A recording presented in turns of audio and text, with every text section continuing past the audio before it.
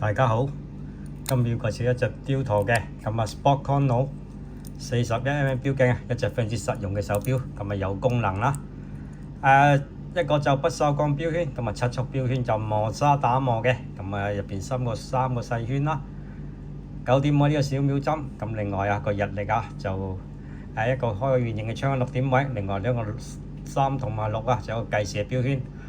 紅色嘅雕陀嘅 logo 啦，咁另外個錶面都好特別啊！你見呢度係有啲好大個嘅字啦 ，Chrono 呢個字啦，咁啊暗花嘅，係啊，所以有啲佢特別之處啦。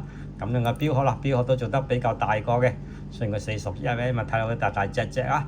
側邊就拋光打磨嘅，咁配上一個3格嘅錶帶啦。呢個錶帶其實做工好精緻，你見呢個錶就2011幾年咁上下嘅，條帶仲好直啊！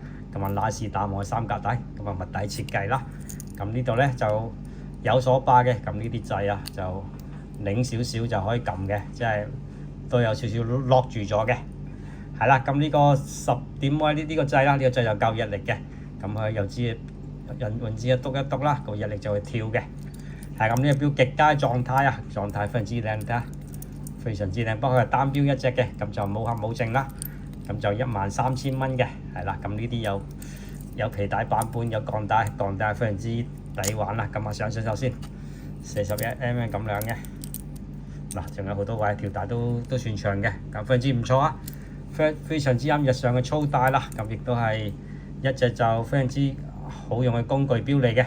咁呢度仲有個雕陀嘅標誌。咁大家記得訂閱頻道啦，下面留言支持俾 like 同埋分享俾朋友。如果你有咩 back 杯大驗咗嘅，同我換錶都 OK 冇問題嘅，咁啊多隨小補，多謝各位。